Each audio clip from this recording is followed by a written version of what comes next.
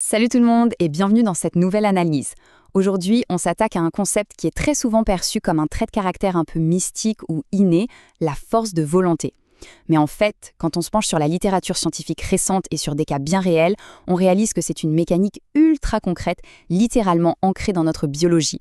On va plonger là-dedans et voir exactement comment l'effort et la friction façonnent notre cerveau. C'est absolument fascinant. Alors, pour structurer tout ça, le plan est très simple. On va d'abord parler de la quête de la friction, ensuite on ira voir du côté du cerveau avec le siège de la volonté. On enchaînera avec ce fameux concept de l'état d'esprit hanté pour finir sur des applications très réelles avec la vérité intransigeante.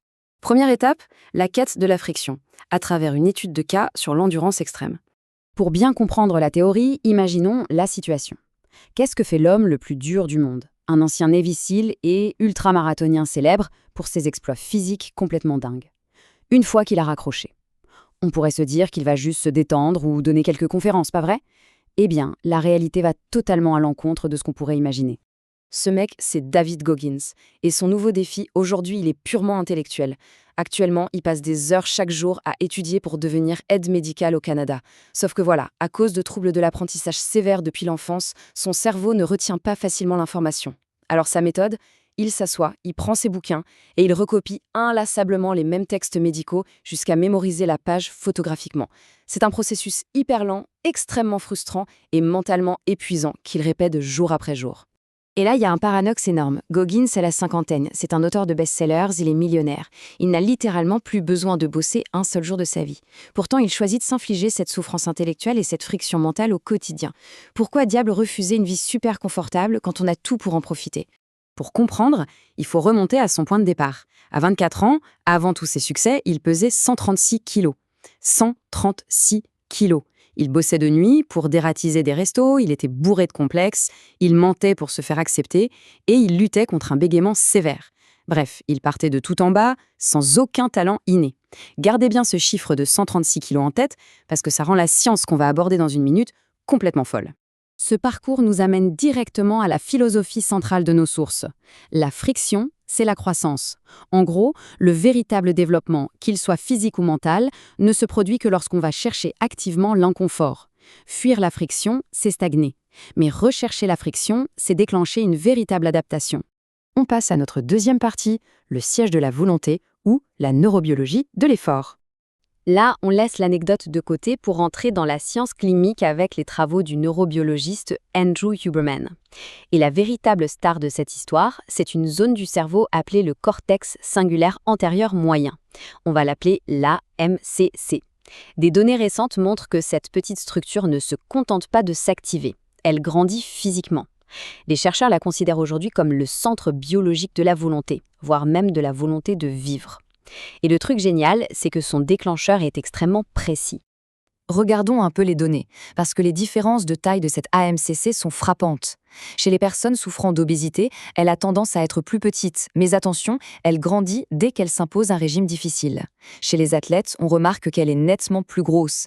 Et le plus impressionnant, les gens qui vivent très vieux et en bonne santé réussissent à maintenir la taille de leur AMCC au fil des décennies, sans qu'elle rétrécisse. Mais attention, écoutez bien, parce que c'est la nuance la plus importante de toute cette analyse. Faire un truc hyper difficile mais qu'on aime, ça ne fait pas grandir la MCC. Si on adore aller à la salle pour soulever des poids jusqu'à l'échec, ou si on prend son petit plaisir dans un bain d'eau glacée, la structure ne bougera pas. Pour que la neuroplasticité se déclenche, il faut accomplir la tâche qu'on déteste. C'est le fait d'affronter une pure résistance qui génère la croissance de la volonté. Ce qui nous amène à la troisième partie, l'état d'esprit hanté, ou la fameuse métaphore de la carotte contre le bâton. Si notre biologie exige qu'on fasse ce qu'on déteste, comment on maintient ça psychologiquement ? La société nous vend constamment l'approche de la carotte. Trouver sa passion, faire des affirmations positives, viser une récompense. Sauf que pour des changements radicaux, la carotte ne suffit pas. L'approche qui marche vraiment, c'est le bâton. C'est le fait d'être littéralement hanté par son passé, d'être terrifié à l'idée de redevenir cette version de 136 kilos et d'accepter qu'il n'y a ni passion ni motivation certains matins. Juste l'obligation de faire le job. Le problème, c'est que la MCC réagit un peu comme de la pâte à modeler. Ça marche dans les deux sens. Le premier jour, on affronte ce qu'on déteste. Boum, le cerveau grandit. Mais le deuxième jour, si on cherche le confort et qu'on se repose sur ses lauriers, cette même zone commence tout de suite à rétrécir. C'est pour ça que la volonté est si fragile. Ça demande un entretien absolu et quotidien. Il n'y a pas de jour de repos mental si on veut empêcher cette zone de s'atrophier. Et ça démolit un mythe énorme d'aujourd'hui.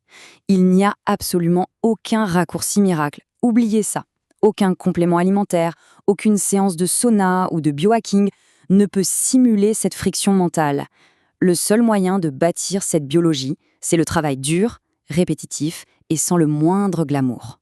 Dernière partie de notre analyse, la vérité intransigeante ou comment appliquer tout ça dans la vraie vie. Au quotidien, ça commence par un petit exercice de lucidité assez brutal.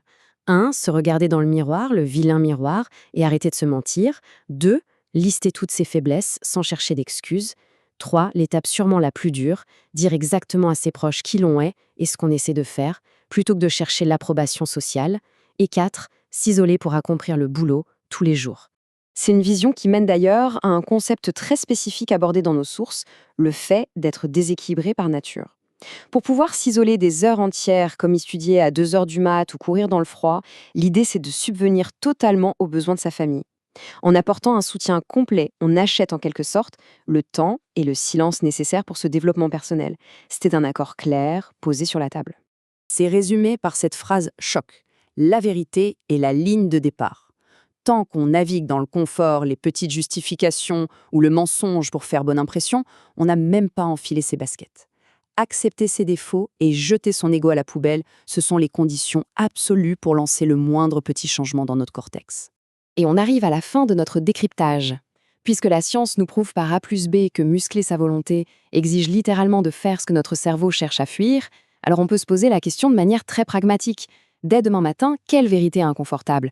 Quelle friction bien pénible va-t-on choisir d'affronter pour forger sa propre biologie? Voilà une réflexion qui donne à réfléchir.